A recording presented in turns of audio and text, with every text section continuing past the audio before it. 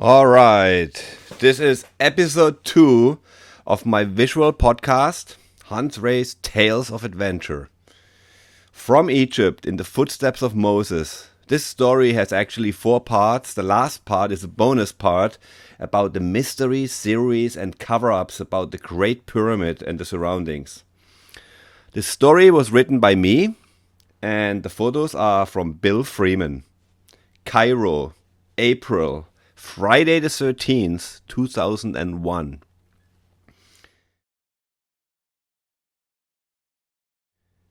As you read this, we are in the middle of the latest Hans Ray adventure team trip in Egypt.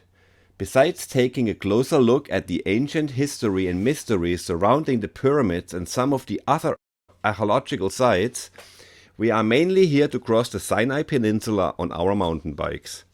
Along on the trip is action sports photographer Bill Freeman, as well as cinematographers Todd Lynch and Wade Fairley, shooting another one of American Adventure Productions' Adventure Quest TV shows for the Outdoor Life Network, OLN. We hooked up with our local mountain bike guide Ezad, who will show us the hotspots. Today is the end of day 3.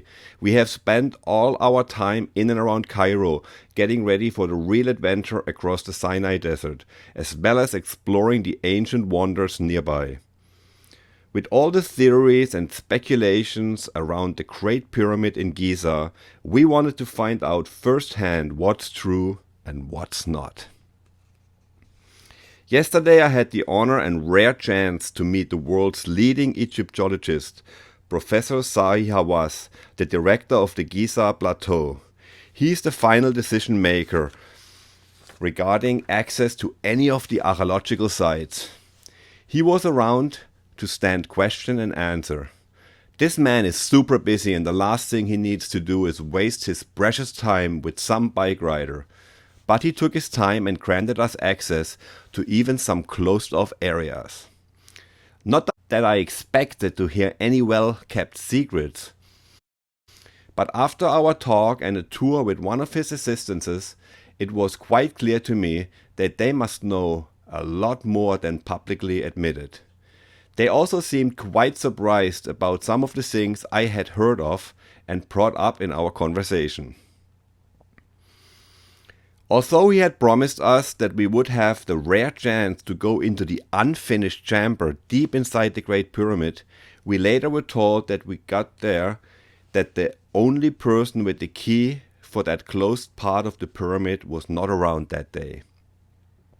Anyway, I could go on forever, and we'll talk more about it and all these mysteries later in part 4. I kept bugging them, and they promised to let me down there tomorrow. I have my doubts. But we got some great photos and film opportunities in and around the pyramids, which are mind-boggling and the most amazing thing I have ever seen. Another great experience was our visit to the local bazaar.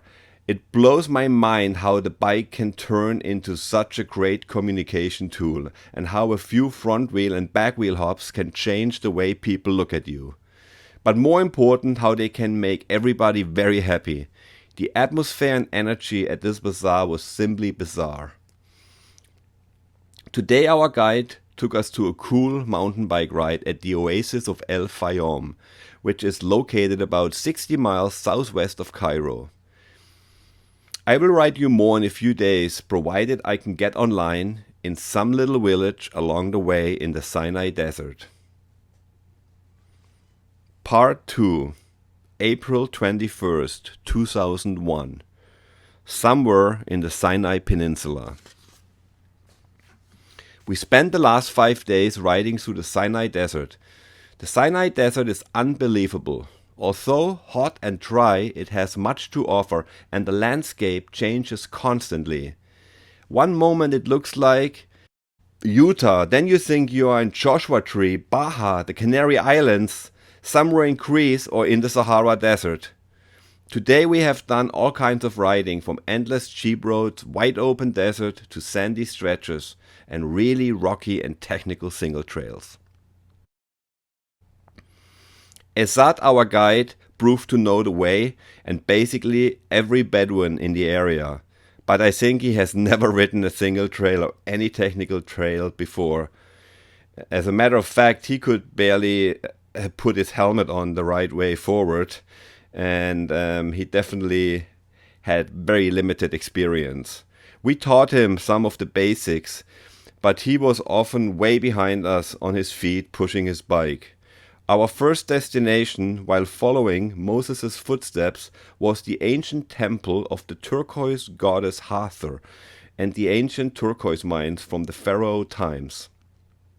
It took us all day to ride there from our starting point at the Red Sea. It really hit me. We were in Egypt when we arrived at those remote hieroglyph-covered ruins.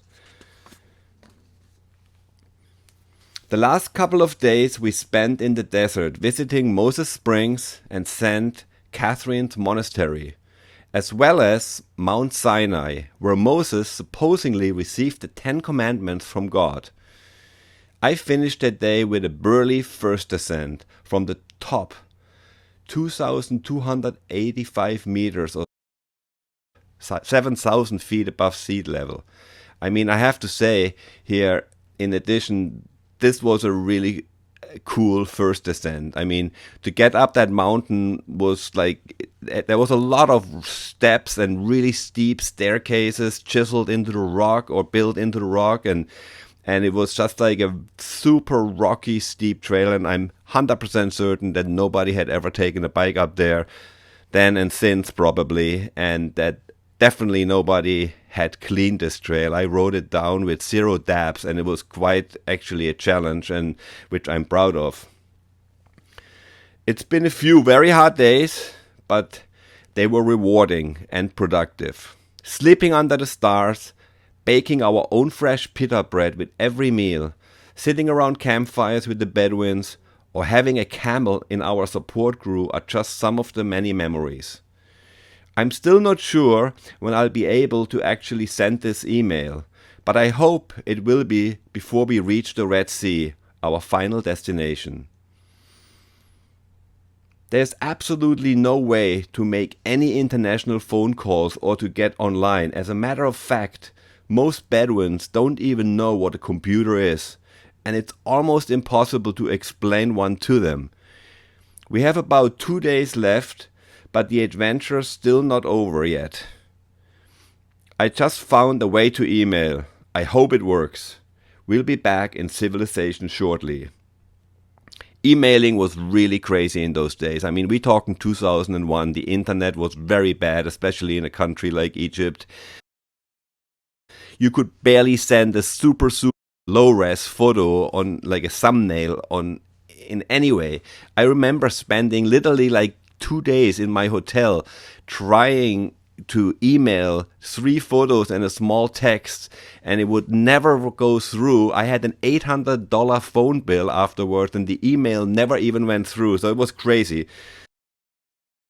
So anyway, part 3, Cairo, April 25th, 2001. We made it. We reached the promised land. After crossing the Sinai Desert for over a week following Moses' ancient paths, it turned out to be an awesome trip with all kinds of challenges, terrains, and experiences along the way. Yesterday we finished our last stage at the Red Sea. We ended the day with some breathtaking snorkeling at one of the best diving destinations in the world. The last few days had some more great riding, including some incredible canyons. Although Ascent had warned me not to bring my bike on that very part of the trip, I couldn't resist to bring it anyway. His warnings proved to be justified. At some sections, I could hardly squeeze my body through the narrow cracks, and I had to turn my stem and handlebars to make the bike pass through. Nevertheless, most was rideable for me, or actually trialsable, and I bet the next people passing through this canyon will most likely be quite puzzled seeing those tire tracks. Overall, it was a great experience. I can't wait to see the photos and the TV show which will be aired on Outdoor Life Network, Adventure Quest, later on this year. Well, that was in 2001. Now the film can actually be seen on my YouTube channel. Life is sure tough in the harsh desert environment. I gained a lot of respect for all the Bedouins who have to endure these conditions permanently. Nonetheless, they seem very happy and fulfilled, just like us after shredding tons of great trails and making many new friends. Now we are getting ready for our departure from Cairo. We are back in the African part of Egypt, since the Sinai Peninsula is geographically located in Asia. We are still waiting to go inside the unfinished chamber in the Great Pyramid. So far we had to listen to many excuses, but I haven't given up. I'll wait to send this last email until we get the final no or lame excuse from the bureaucratic Egyptologists. Who knows why they don't want the public to see or know about many of their finds, but I'll keep bugging them. On a side note, we never got to see the unfinished chamber in person, but we did get to go inside the Great Pyramid and some tombs. I've always had a great interest in this subject and have read many articles, books, and even talked about it with Eric von Daniken and Giorgio Tsoukalis, now famous from the Ancient Aliens TV series. Check out my bonus chapter about these mysteries next.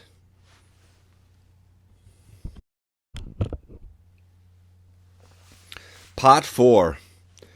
Man fears time, time fears the pyramids, an old Egyptian proverb. This part is a bonus section I wrote. It's about the mystery series and cover-ups about the Great Pyramid and surrounding.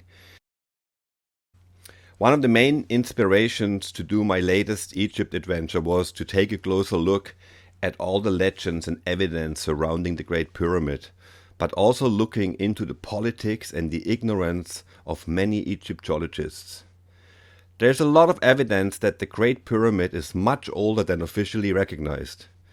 Modern historians tell that it was built about 2500 BC, but more and more indications are surfacing dating that the pyramid in Giza, including the Sphinx, are from around 10,500 BC. There have been a lot of nonsense and far-fetched theories which need to be discarded. But there is a heck of a lot of information that makes one wonder. Here are some facts about the pyramids in Giza. I don't want to call them coincidences, because there are too many coincidences that I don't believe in them anymore. There are no written records of who, when, why, and how the pyramids were built. They have been there as long as mankind. No hieroglyphs have ever been found in any of the 3 pyramids at Giza, nor any mummies or buried pharaohs.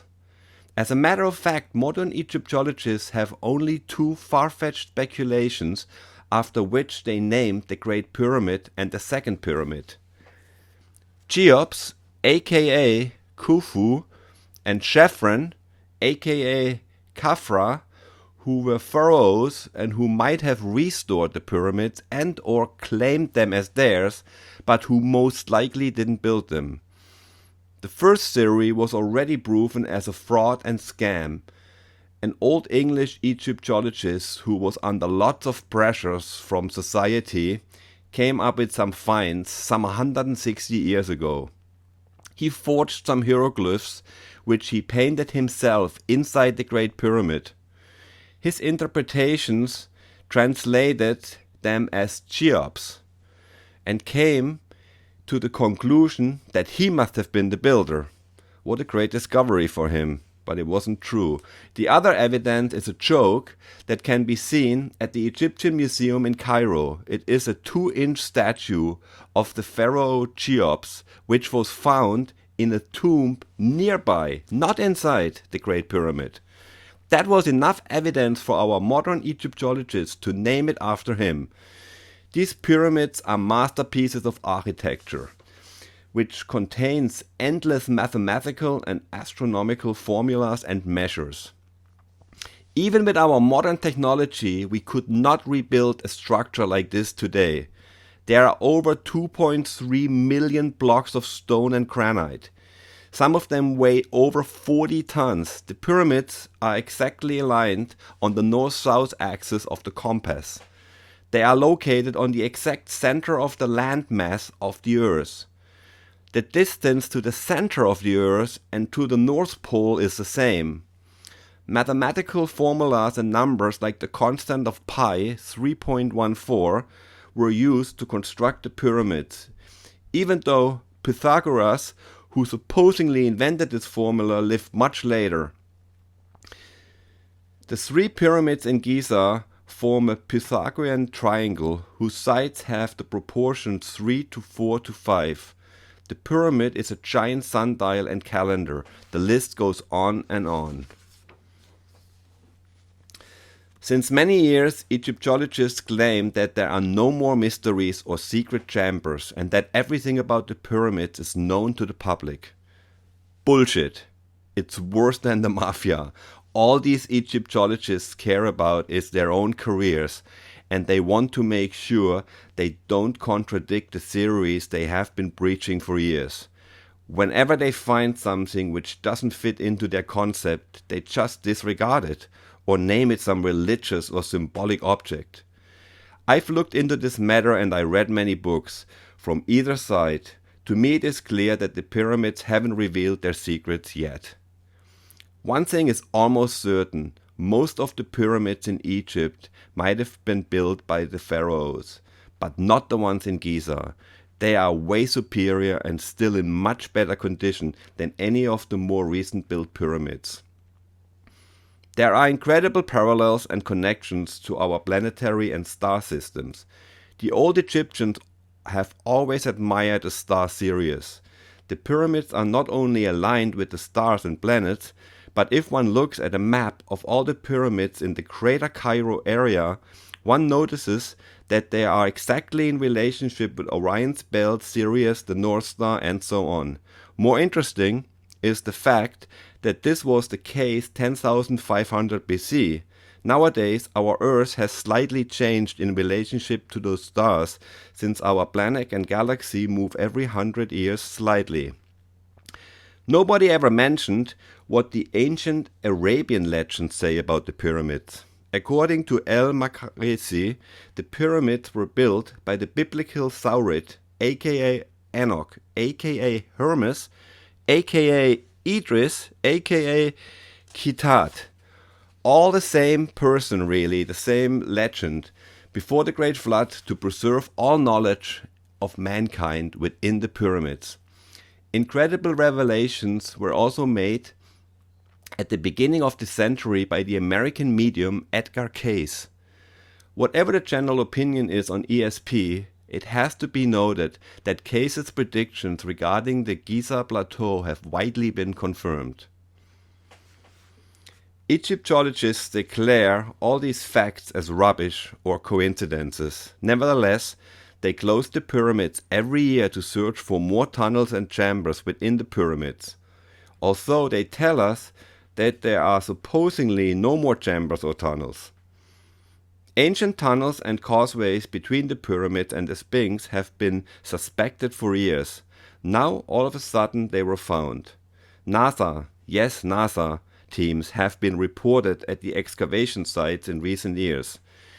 In 1993, a sensational event took place at the pyramid. The unexpected, unthinkable occurred, an event incomprehensible to classically trained archaeologists, that it shattered and totally devastated the established framework of Egyptology. But the shock waves were suppressed, contained, trivialized, and one of the most important events in human history, comparable to the discovery of an extraterrestrial intelligence, was swept under the rug.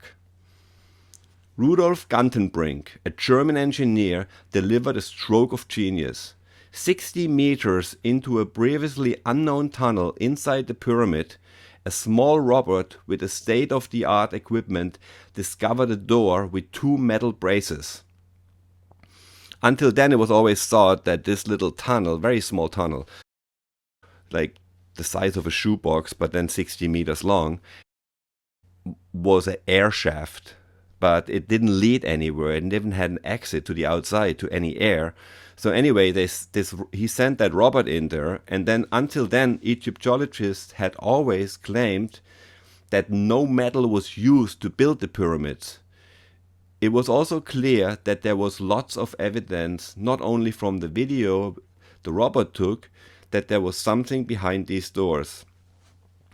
When the whole event reached the press, archaeologists denied basically the whole experiment, and even worse, discredited Gantenbrink of his brilliant discovery. Since then, nothing known to the public has been done to open these doors. With modern technology, it would be absolutely no problem to open this door. What are they trying to hide from us? Or what are they afraid of? After all, they are funded with public funds and tax money. They ought to inform the public of their finds. I asked Dr. Tsai this question personally when I had the rare chance to interview him. A bit surprised about my knowledge, he said that they are planning to open this door probably next year. Meanwhile, I found out why he might not be in a hurry with revealing these recent excavations. His boss, the Minister of Archaeology, will resign later on this year. Chances are that Hawass will fill his position and would consequently be credited with all the discoveries then. Hopefully, this will change their system a bit. But there are many other and more important and lucrative reasons for the Egyptologist to hold back with his information. Many ancient reports and legends talk about secret chambers and treasures, whose contents will be much more valuable than the face value of the expected gold. Ancient maps of secret chambers exist, and plenty of weird things have happened around the pyramids. Many technological machines have unexplainably failed when operating or conducting tests near or inside the pyramids. These Egyptologists know exactly what they are doing. They know how to play the game, and they know how to answer critical questions. For example, deep down under the Great Pyramid goes a shaft. They call it the unfinished chamber. It's closed to the public, and I have never seen any photos or film materials of it. When I asked Dr. Hawass if we could get permission to go inside this chamber, he generously granted permission in front of the rolling cameras, saying that his assistant would take us there. When we got there, I was told that the only person with the key to the gate wasn't working that day.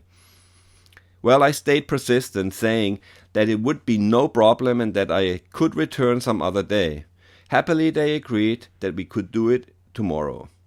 The next day, when I got there, I was told that Dr. Hawass wasn't around, and we only had his permission for yesterday, not today. Again, they elegantly gave us the cold shoulder. The following day was Sunday, and we had to leave for the Sinai Desert. We planned on stopping by the pyramids on the way back 1 week later, and the tourism board even planned a press conference with us at the pyramids. The press conference was supposed to be about my biking adventure. It had nothing to do with the pyramids. Anyhow, as I expected, the press conference got cancelled because of 2 holidays upon our return from the desert. Also, that didn't prevent Sting from having a concert there that night. We never got to go inside the unfinished chamber. Not that I expected that Dr. Hawass would tell me, a bike rider, his deepest secrets and his knowledge about the pyramids, but just the attempt to find out anything proved to be very interesting. If we would have known my personal interest in this matter, he would have probably never granted me the interview. I found out a lot about how things work in Egypt and with Egyptologists, which explains a lot in itself. Furthermore, it was interesting to see their reactions when asked uncomfortable questions. Much work has been done and is still going on there. The Indiana Jones movies are harmless and make reality once again look worse. It's a pity, because if the pyramids and the Sphinx are really leftover time capsules, with knowledgeable information from an extinct, highly advanced civilization who might have lived on our planet long time ago, before the Great Flood, It would be a shame if some selfish modern-day explorers mishandle these finds. If they would work hand in hand with all the other scientists and experts from all fields of science, more understanding and results could probably be achieved. On the other hand, who knows? They might be exactly doing this, preserving their finds for a generation to come who will have the knowledge to really understand it all. Well, let's hope for the best. P.S. If you are interested in more information and facts about this subject, check out Eric von Daniken's book, The Eyes of the Sphinx. In the meantime, more than 1 year after our trip, Hawass explored the shaft in 2002 with another mini robot. The operation was carried out on live television, raised more questions than answers. A camera pushed through a hole drilled in the copper pin door, revealing just another door behind it. And that was the anticlimactic end at the time. Apparently there was another attempt to get further in 2011, but not much was discovered until the project was halted following the Egyptian revolution and never resumed. Well, that's it. I hope you enjoyed this episode of Huntray's Tales of Adventure. Find the film on my YouTube channel. Happy trails. Until next time.